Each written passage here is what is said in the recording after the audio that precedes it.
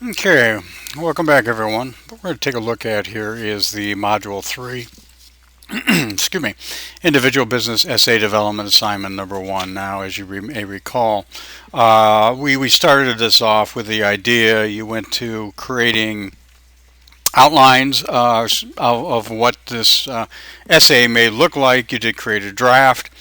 They reviewed by your teams, and then finally you actually created your final essay and uploaded it.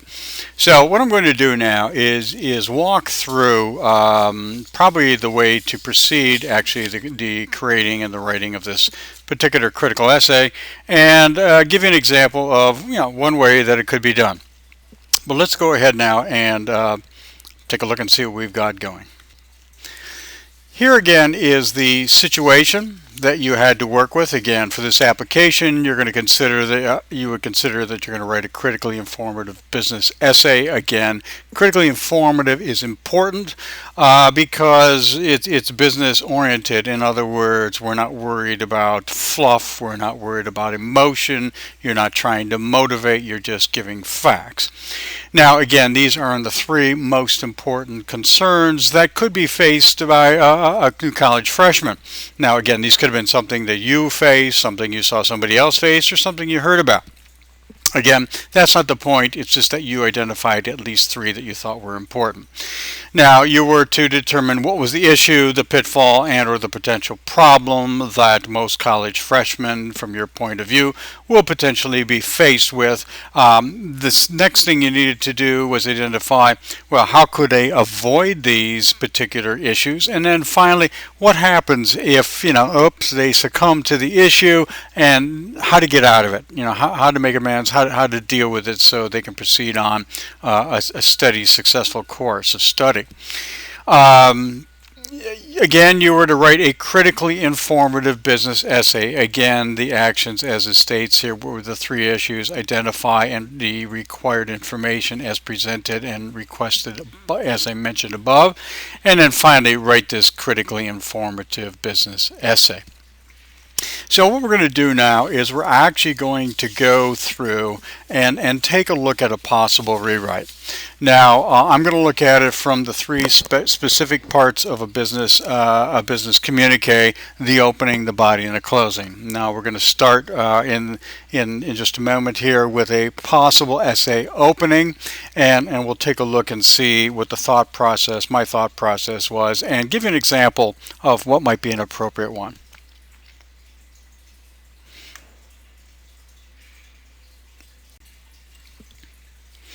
Okay, now the business essay opening, or an opening of any business communique for that matter, really does one, maybe two specific things. First of all, it must begin with the purpose of the communique.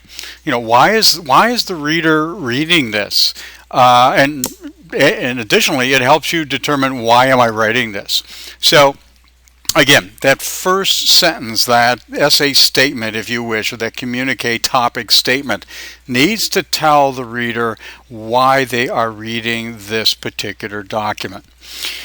Also in the opening, then what you need to do is kind of give them a little heads up of what to expect, particularly in the body of this communique. Again, you're not giving details, but if there are, in this case, three specific things, it doesn't hurt to mention the three things that you might be talking about. Also, maybe a tad information about, in this particular case, that, there are three pitfalls, and that, maybe there are remedies that we can look at also. So, the example that I actually put together here, let's take a look at it and see what I came up with.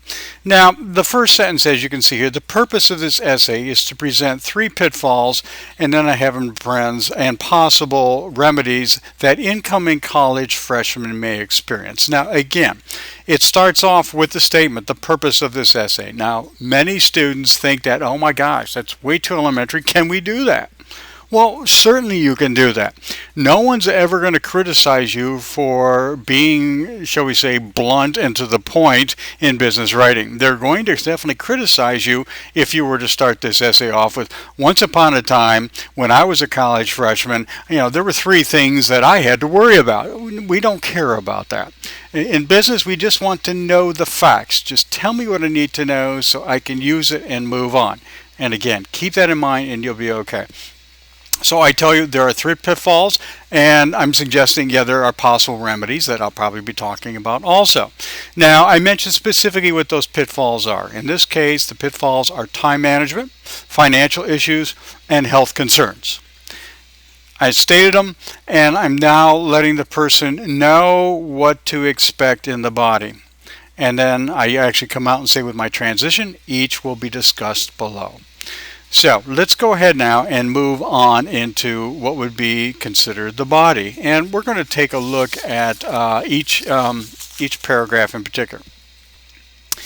Now, again, the body needs to cover the information that was introduced in the opening. Now, in my particular case, I mentioned the three pitfalls, and I said specifically time management first, financial issues second, and then finally health concerns.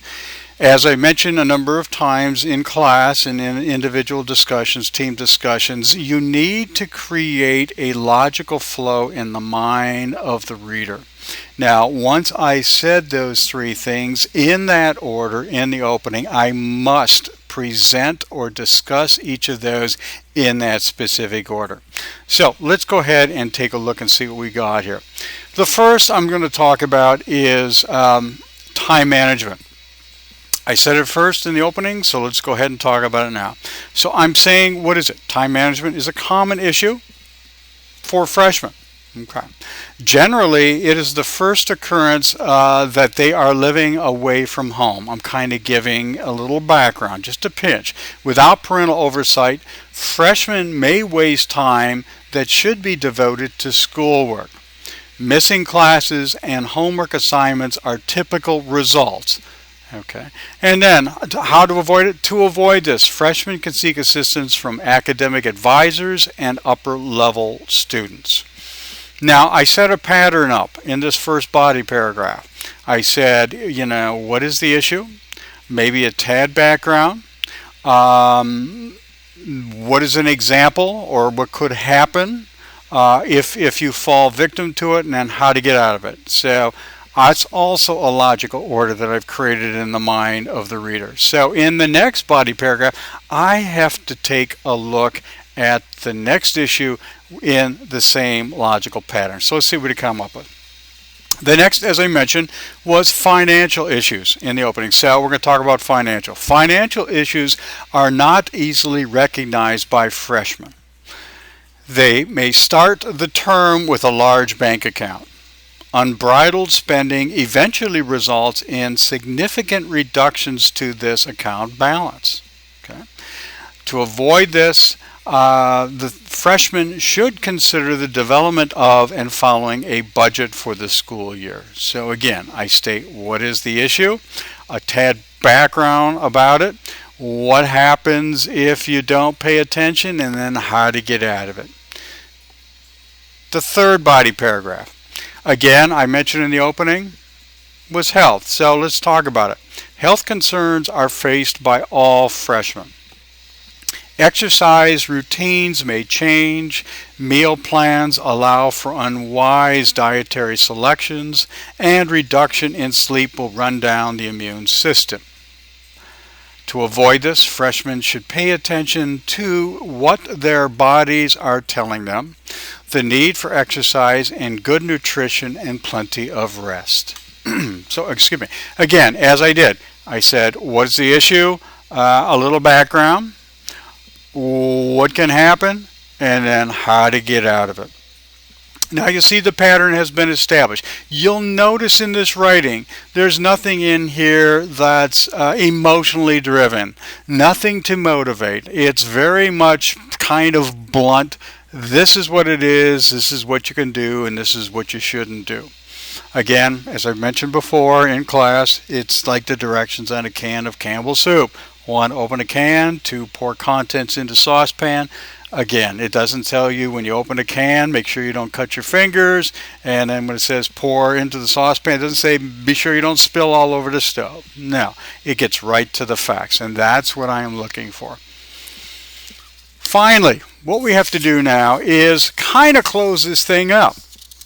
So we had the opening, we told you what it's all about, we gave you the details in the body, and now we've got to wrap it up and send people on their way, so to speak. So let's take a look at the closing.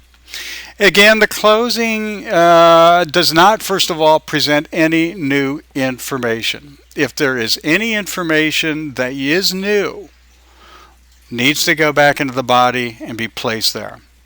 What you can do is you can provide a summary, you can provide a final statement, a final thought. Here in the closing you can add a little bit of motivation if you think so, but again, don't go overboard with it.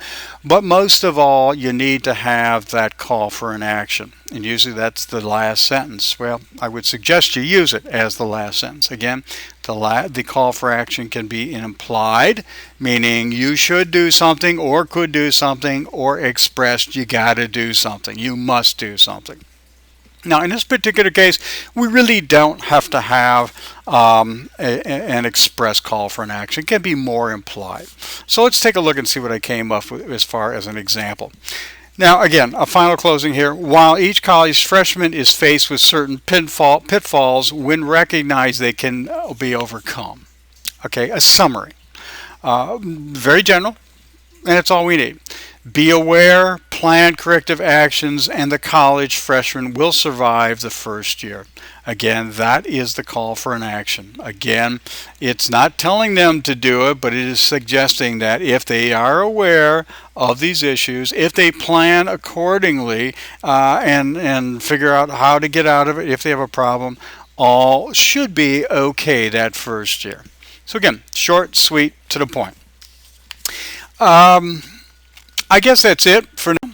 Oh, I'm sorry. Before we run away, this is how it looks in its entirety. You can certainly take a look at it. You see it is all on one page. Well, it would be all on one page. It's approximately, like I said, they could make this in 3 sentences each. I did a little more just, to give a little more depth, but it could certainly have been, a little more concise, but this is fine. But you can see it fits on one page. It's nice, neat, to the point, and should take care of the job.